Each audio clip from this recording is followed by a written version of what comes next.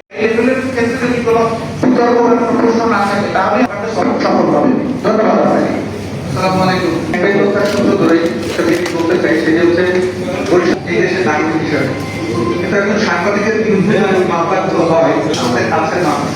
পেছনে 5ই আগস্টের পরে বেশ কিছু মামলা হয়েছে বরিশালের সাংবাদিকদের বিরুদ্ধে, যারা এই মামলার স্বীকার করেছেন লজ্জায় তারা কথা বলতে বিব্রত করে। আসলে উদাহরণস্বরূপ বলি, ধরেন এই আক্তার ফারুক সাহেব ব্যক্তিগত করে কাজ করে, নাসিম ভাই ইনকিলাবে কাজ করে, তার নিজের পরিবর্তনে কাজ করে, শাহিনা সিদ্দিকাকে কাজ করে, এরকম রিয়েল জার্নালিস্ট।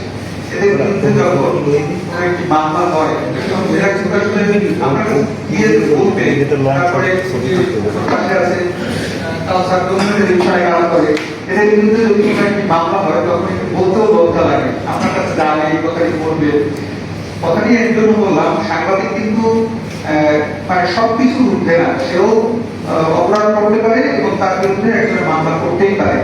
কিন্তু আপনার প্রতি, আপনি যেহেতু মানবিক একজন পুলিশ অফিসার, আপনার সঙ্গে দীর্ঘদিনের আমাদের সত্যতা এবং আপনার সঙ্গে যারা সহকর্মী আছেন তাদের সঙ্গেও কিন্তু আমাদের ভালো সম্পর্ক। হয়তো তাদের কাছে আসলে মামলাটি আসছে, হয়তো দেখা গেছে যে কোর্টের